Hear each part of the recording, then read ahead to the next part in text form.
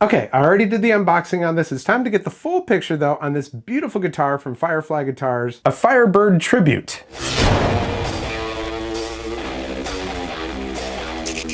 Welcome back, I'm Tony, and yeah, this guitar it's actually quite fantastic. Listen, Firefly puts out really nice guitars for little money, really. I mean, between $200 and $300. I think $300 is the most that I've seen them on there for. And they just do a really good job. They've actually gotten a lot better over the last year or so too. I think I started buying them a year ago. And at that time they were good, but everything has gotten better. There's some really nice QC with this guitar. There's only one little thing that I found on here that some people would consider it a flaw.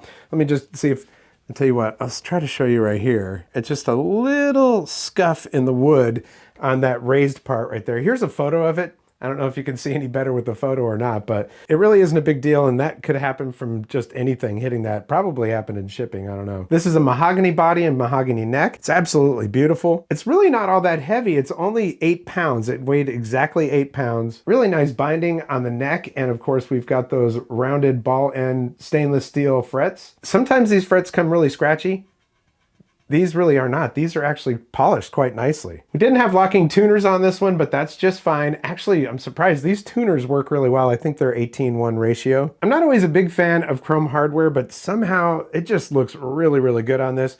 They are mini humbuckers on this guitar, and they sound really good. We're gonna do the demo here in just a little bit. I'm gonna do clean, I'm gonna do dirty, and then a little bit of extended stuff with dirty, some portions of songs. But man, I tell you what, one thing that was brought up in one of the Facebook groups is that this point down here makes it look an awful lot like a Banshee. I mean, for that matter, I would suggest that the Banshee is a tribute to the original Firebird, and that's really what they're going for. The headstock on this is like a reverse platypus style. It's not exactly a platypus, and that's the thing. Nothing on this is exactly like the other guitars. So I think it's a nice combo of everything, but that's a good looking headstock. The logo that's on there kind of looks like abalone, but it's not. It's more like, I don't know, some kind of, like that shiny disco tape that's underneath there. But either way, it shines, it sparkles, it looks really good. I can't remember the exact price right now. Also, these sold out pretty quickly. I think a week later, they did have a couple of them, a couple stragglers that they put back up here, but they had different variations on color, different pickup configurations with triple pickups with vibratos on them and stuff like that.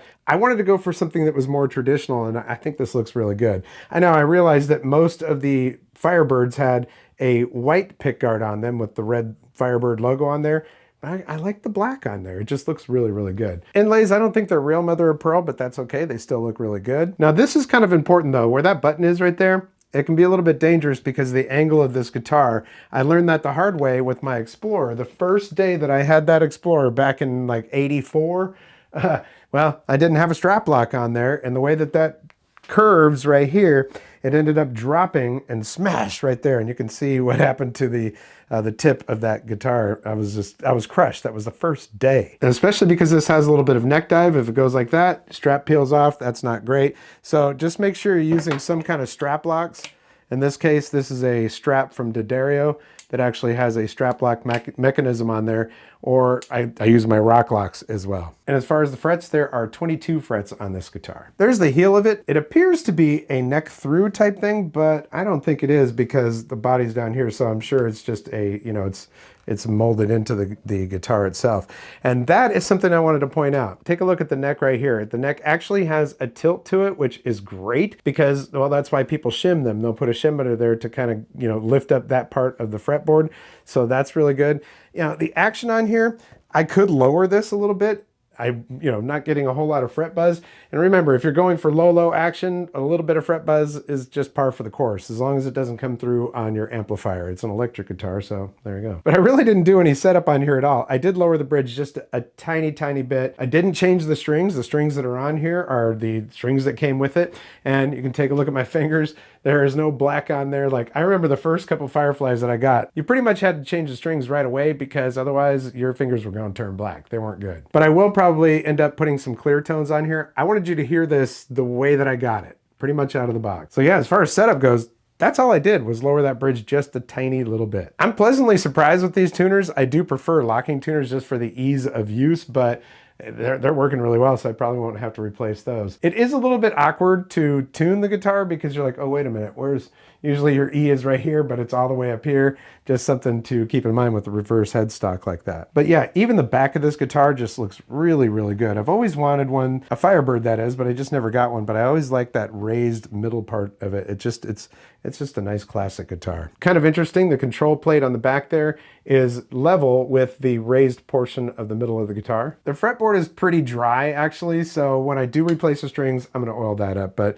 again, I really didn't have to do much to this. It sounds really good. So let's go ahead and do some demo stuff. I'm gonna do some clean, then I'm gonna do some dirty, and then I'll do a little bit of extended dirty so you can hear it played with a couple of songs you might know. All right, so while I'm standing this far back, I do want to show you about the neck dive on here. It's not horrible. It is part of the design on here that you got a bigger headstock and it's heavier and the shape of it, but yeah, let's go.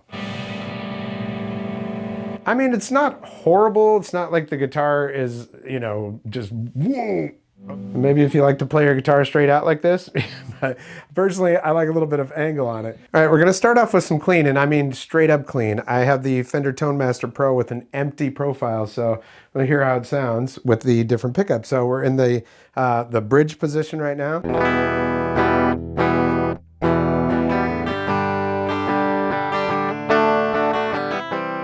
Then we'll go to the middle position, so we've got both pickups.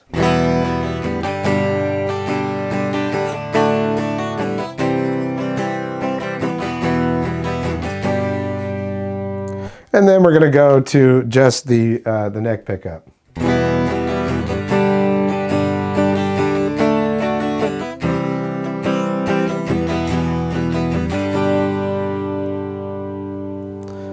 And of course, you know, you've got two tone controls, so you can use those.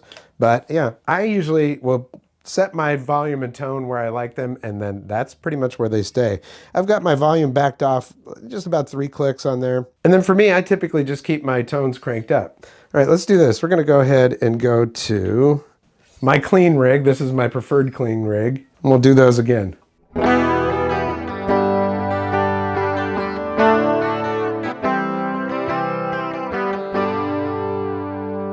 Next one.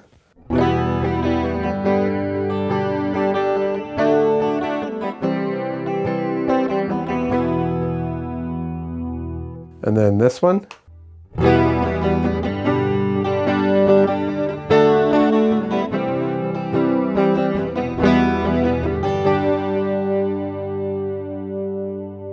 Let's go back to the middle position.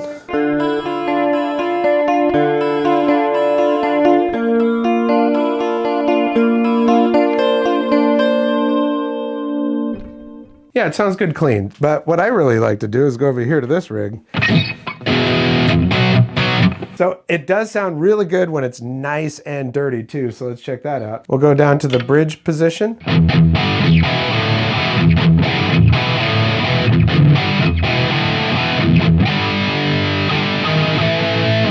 Sorry, I'm a metalhead at heart, but yeah, let's go ahead and go through these then with that.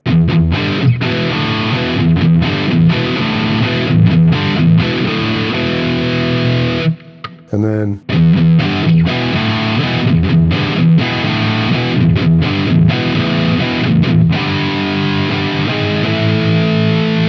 definitely a throatier, ballsier sound on that neck pickup. Like I say, I like the pickups, and each one of my guitars has a different character because of the tone that it has, so maybe I'll just leave it this way. But who knows, I might look into some other mini humbuckers to replace those. All right, gonna put it in the middle position. I'm a big fan of the Toadies, and I was learning this one last night.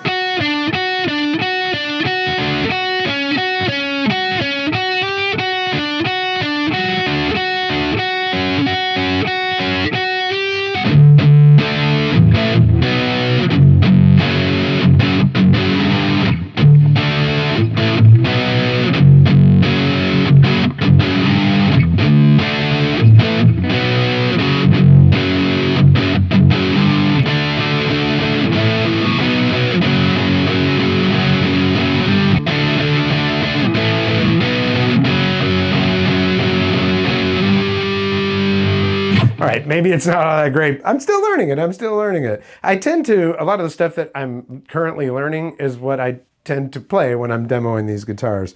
I'm not the best guitarist in the world. I learn most of my stuff by ear. That's just how I was taught to learn. And I just enjoy it. So I never said I was the best guitarist in the world, but I'm learning, man. Back on the bridge position.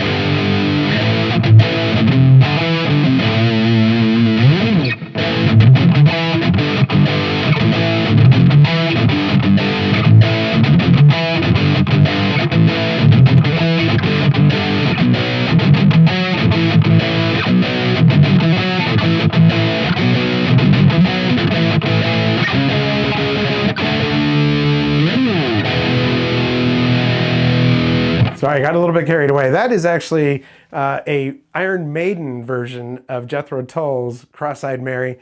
Something I picked up a long time ago. I just love playing that. It's got a really good groove to it. But yeah, guitar sounds great, plays great. A little bit of neck dive. We'll talk about the rest of it in a second. So yeah, she is really nice. 2-volume, 2-tone, some nice mini humbuckers, and I'm really liking the sound of this. You can't currently get one of these on their website, but I will put the link down in the description to their website and their social media and everything else. The best way to find out what Firefly is releasing and when is to follow them on Instagram. That's your best place because they will always notify everybody that follows them at least 2 weeks in advance of the next drop.